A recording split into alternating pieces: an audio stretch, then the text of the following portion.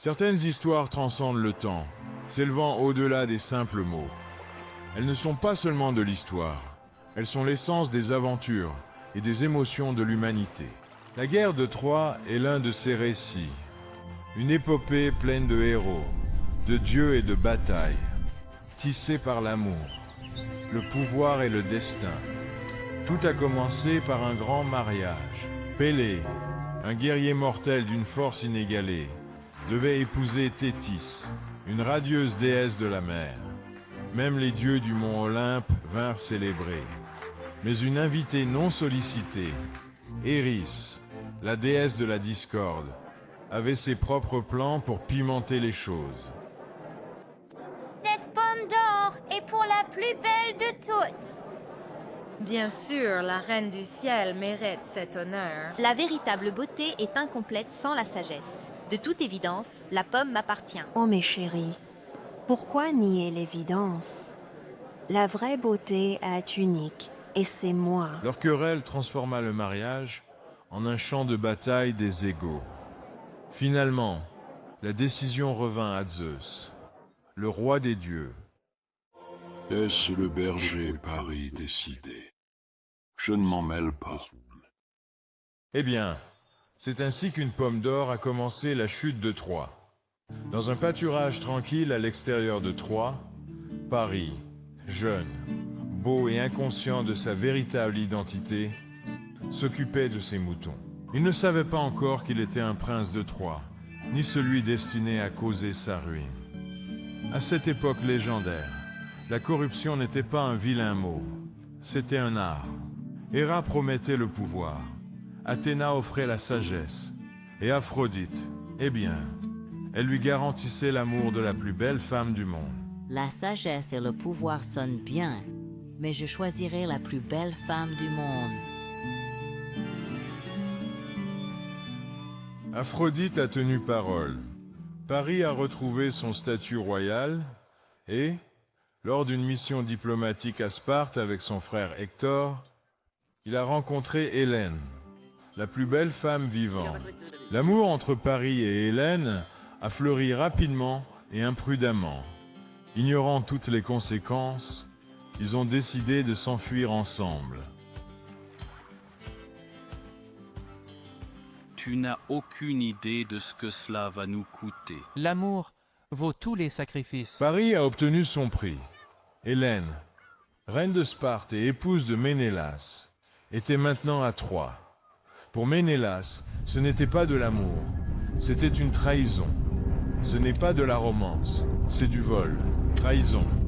Appelez tous les rois de Grèce. Nous marchons sur Troie. Ménélas a enrôlé son frère, le roi Agamemnon, qui a rallié les plus puissants alliés, l'astucieux Ulysse, l'invincible Achille, et des dizaines de milliers de soldats. Ainsi commença une guerre qui allait faire rage pendant 10 ans. Cependant, les murs imposants de Troie étaient défendus par Hector, un héros d'un courage et d'un leadership sans égal. Troyens, défendez notre maison! Oh! Tandis que les Grecs luttaient, Agamemnon fit un choix imprudent. Il s'empara de Briséis, la bien-aimée d'Achille, en punition de l'arrogance d'Achille. Furieux, Achille se retira du combat, laissant les Grecs vulnérables face à l'inlassable Hector. Attaque. À la place d'Achille, son plus proche ami, Patrocle, prit son armure pour protéger l'honneur de l'armée. Patrocle affronta Hector et succomba à la lance du héros troyen. Dévoré par le chagrin et la rage, Achille chercha à se venger. Hector, descends! Héros troyen! Affronte-moi! S'il te plaît, ne pars pas. C'est Achille.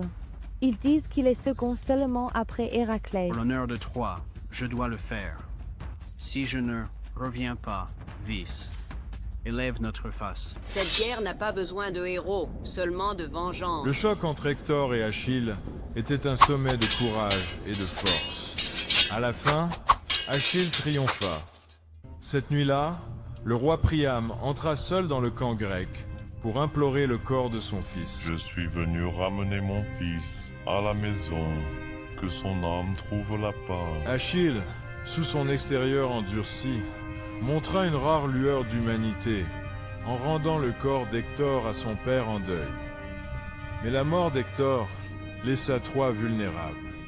Alors que l'espoir semblait perdu, la reine Penthésile des Amazones arriva avec ses guerrières. Mes amis, de Troie, de courage dont vous avez besoin, nous l'apportons. Bien que les Amazones aient combattu vaillamment, Achille abattit Penthesiléa.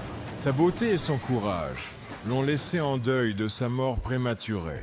Avec les Grecs, désespérés, Ulysse conçut un plan si rusé qu'il résonnerait à travers les âges, le cheval de Troie. Les Grecs feignirent la retraite, laissant derrière eux un gigantesque cheval en bois comme cadeau.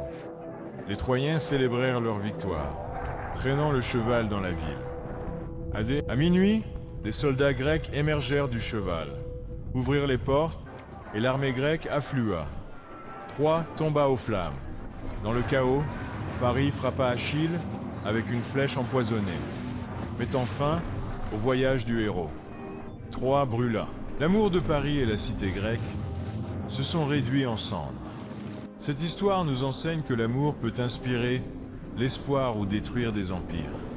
La guerre n'est pas une question de gloire, mais du coût du sacrifice. Qu'en valait-il la peine? Eh bien, c'est à vous de décider.